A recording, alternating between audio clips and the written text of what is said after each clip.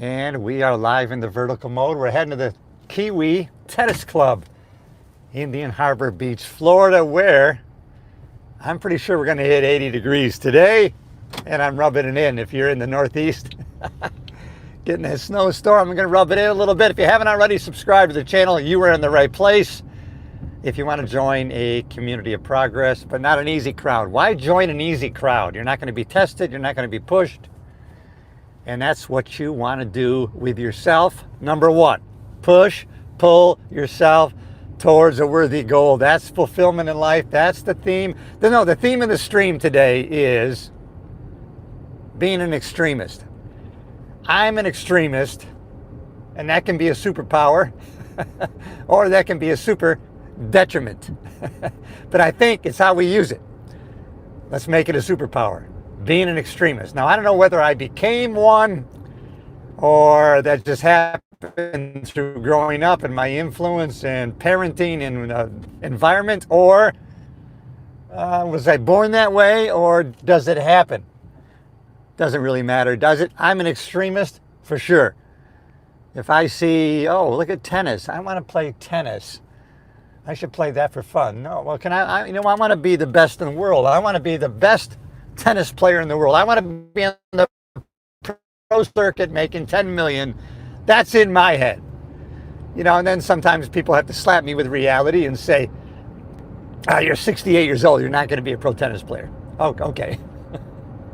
Some things are just physically impossible. But when we live unlimited like you and I do, right, we're psycho crazy for success, making progress. We're not going to be living like everybody else, and we're not going to get what everybody else gets because we live with a different mindset and maybe what might be called extremism. I'm an extremist. There's no doubt about it. If you can't tell already, listen, but if you're an extremist or you want to be or think it might be a superpower for yourself, subscribe to the damn channel. Hit the button. So I'm going live this morning because I know people jump in and out of the shorts feed, and that's how we build up our army of progress on my channel. So thanks for checking in, everybody. Cliff Yates live. I'm definitely an extremist, and there's you can do the same. It's a superpower, I'm telling you. When I was doing comedy in California, stand-up comedy, while at the same time I was a cop by day, comedian by night. And I got it in my head somehow. I actually know how. I went to a seminar, and I know I had a pretty large following from my sheriff's department of 10,000 deputies in LA who always wanted to come see me perform. And they went to great lengths sometimes to get time off and, babysitters and, come to the show, only to find that I was basically doing open mic nights, and they would wait through 20 comedians to watch me do my 3 to 5 minutes. And so when I went to the seminar, it said, hey, if you got people that want to come see you, why not rent your own theater and have people pay you to see you? And I thought, hey, I like that idea. So I rented the Roxy on Sunset, a famous, iconic, I guess you would call it a rock venue in Hollywood, the Roxy, very famous place. And so I rented that out. I said, well, I wonder if I can rent that place out. I went to the Roxy during business hours, and I said, hey, how much to rent this place? Oh, at the time I remember it was, of course, this is 1996. I remember at the time it was $5,000, 400 people it held. Okay, $5,000. What else do I need to do? You have to get $1 million insurance policy. And then you got to guarantee $3,000 to the bar tab, or you pay the difference. Okay. Because I figured in my mind, shit, I can probably get 400 people to come to my show. Now, did I have enough time to do a headlining set of 45 minutes? No. But I knew headliners, and I knew I could do 20 minutes. And that's better than someone paying to come see me do 3 minutes. And so I rented the Roxy on Sunset and called my car insurance person. And he says, oh yeah, Cliff, I can give you a $1 million insurance policy for the venue. I'm going, how much is that going to cost me? I think it was like $300. I go, what? Okay, boom, did it. And then I had to hire my own security agency, and the Roxy gave me a referral. Well, we use this company. You can hire 2 guys for 4 hours for $300. Oh, okay. Boom, did that. Got my 400 people to come, and I hired an MC who ended up being the announcer on the Arsenio Hall show. I had a connection with him. God, I can't remember his name. But he's the guy who said, "Welcome to the Arsenio Hall show." And so I got him. He did it for free. And God, I can't remember his name. What a great guy he was.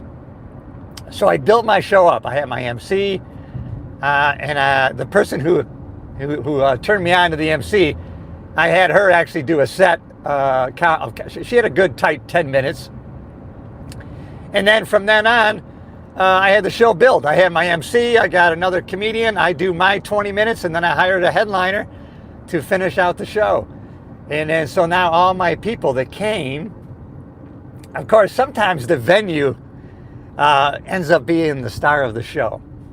So all my cop friends, if you haven't already, hit subscribe. This is all about, listen, the theme of the stream today is being an extremist as a superpower. I'm talking about me renting the Roxy on Sunset to do a comedy show. And so all my friends in the sheriff's department are going, "Oh, wow, you're at the Roxy on Sunset? You must be getting really good."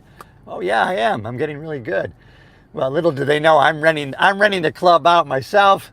They're actually paying me to see me.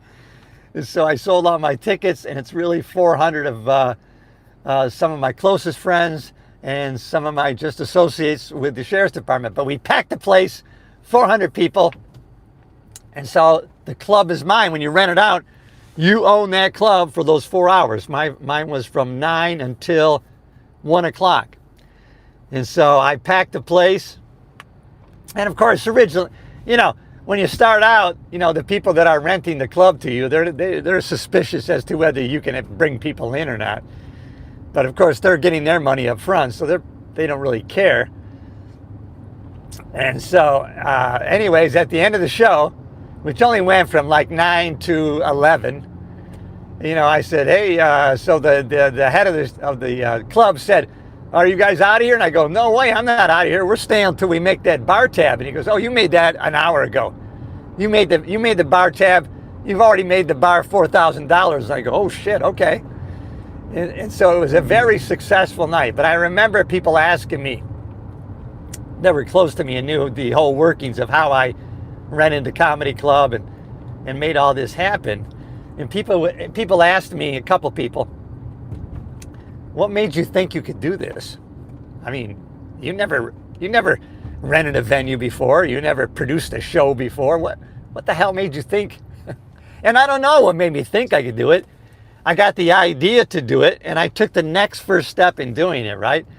Okay, I'm going to rent my own theater and produce my own show, have people pay me to see me. What's the next first step? Find a venue. I was working West Hollywood at the time as a deputy sheriff, so I was always driving on the Sunset Strip, and I knew the Roxy on Sunset was an iconic venue. I researched it and thought, well, it only holds 400 people. I mean, which is enough to make a profit, but it's not so much that I can't fill it. And so then, what's the next best? I just called the Roxy up. "Yeah, I want to see about renting the theater out." Because I saw on their website, rental agreement, contact the theater. And then, 5,000 at the time was a pretty big number. But, a $10 ticket is 4,000. Actually, no, I'm sorry. 5,000 was the Hollywood Palladium I did. Actually, it was only 3,000 for the Roxy. And so you figure 400 people I got into place, and I charged $20 a ticket. Well, $10 a ticket gave me 4,000. So at $10 a ticket, I've already made all my expenses of renting, security, insurance. And so the next $10 of the ticket was all profit, another $4,000. So all my friends and family, not family, all my friends, associates, co-workers that came to see the show, bought tickets. They had a fantastic time. I ended up making about $4,000 of profit. And I got a good tape out of it at the time. I don't have that tape anymore. And then I had the relationships that I built, not only with the Roxy, who said, hey, you can do a show here anytime you want, let us know. You know, it was a great success for them financially, bar tab plus rental. And then the headliner that I hired, I can't remember who it was at the time, I had that relationship with the headliner who ended up hiring me to open for them many times after that. And then just, you know, the relationship build along the way. What made me think I could do it? I don't know. I'm an extremist. Why can't I do it? I want you to have that same mindset going forward from today. I don't care what happened yesterday, or if you've had that mindset, continue with the momentum. If you haven't already, subscribed to the damn channel. Yes, I'm an extremist in every way, shape, and form. I use that as my superpower, and you can too. If you're going to be an extremist, why not use it in a positive way? If you've had frustration and anger before in your life, that creates great energy in your life, but you can only ride that for so long. And then, but that's okay. It can be a good starting point. If you can transmute that anger, frustration, that energy in a positive direction, then why not do it? One life to live, you and me. If you haven't already, please subscribe to the channel. You know, it's all about a community of progress, because that's where really life fulfillment comes from. When you realize it's making progress, you know, you never get, attaining something, achieving something is never, you know, the tasty morsel that satisfies anything. It's always in the journey of trying to achieve it. That's why, you know, when you get to that next peak, what do you see but the next peak ahead of you? But that's okay. We got to go down in the valley to get to the next peak. But you know what? Life is a contrast. That's what makes it worth living. It's the ups and downs. If it was always up, if life was a constant orgasm, you wouldn't like it. You'd be exhausted and you would hate it. So it can't be every day, 24 hours. So we need peaks and valleys. We need the contrast. And that's the message. And that's the theme of the stream. Good morning, my friend. Hey, how are you guys? I'm sorry I can't answer you right now. I'm actually driving, as you can obviously tell. On the way to the Kiwi Tennis Club. Tennis, my friends, one of the greatest sports. Not only does it, scientifically, they've done studies, it increases your longevity of life by anywhere from 8 to 10 years. Why? Just because of the movement, and also it's the mind-body connection. Your mind playing tennis has to constantly be computing, analyzing where the ball is, where it's coming from, the speed, direction, arc of angle, at the same time computing how to move your body in anticipation where the ball is going to be, so that you can be in a position to strike it and hit it back. I think that's one of the main reasons why tennis increases longevity. It's a mind-body connection that's constantly challenging you to engage not just bodily movement, but also mind function together with bodily movement. It's really the conjunction of the two. Do you agree? Leave a comment. Damn it, don't be lazy. Listen, the haters are not lazy. Haters are very motivated, and they take action in leaving bullshit negative comments. So, you know, we're going to have to give them some kudos, because they will take action in their spewing of hatred. But that's what they do, because they're mired in mediocrity, which you and I, they can never compete with us because of our psycho ambition. You know, they can never hold a candle to you and I. And so thanks for joining this crowd. And if you haven't already, hit the subscribe button. You're going to love the content, I guarantee it. And money back guaranteed. For the money that you paid today to be part of my content, I guarantee you with a money back guarantee. And that's a little humor, everybody, because it costs you zero. But it does cost you some time. That's why I put great value on trying to give you something of value. I think that's why I don't get too much into the commentary of what's going on in the world. The commentary, I pay attention to politics and what's happening. However, that doesn't move the needle as far as our progress in life and our success in life and our communication with the people in our life, with our relationships. And as we know already, the quality of our life is directly related to the quality of our relationships. That's why I appreciate our time together, you and I, here, now. I'm at the Kiwi Tennis Club, everybody. I'm arriving. I have arrived. And so it's time to don the tennis shoes for battle. Competing is fun. I like to compete. That's our life. That's our life work, competing. Whether it's in business, whether it's in tennis, I love to compete. Some people don't. They're lackadaisical. You know what? They're mediocre and they're lukewarm. What's it say in the Bible? If you're lukewarm, I'll spit you out. Be hot or cold, but do not be lukewarm. Do that in your life, but it doesn't mean you have to be negative. I can rattle on this shit all day long. Why? Because that's what I study. That's what I look into. As an extremist, I've decided to put my focus on things that can serve me in a positive way.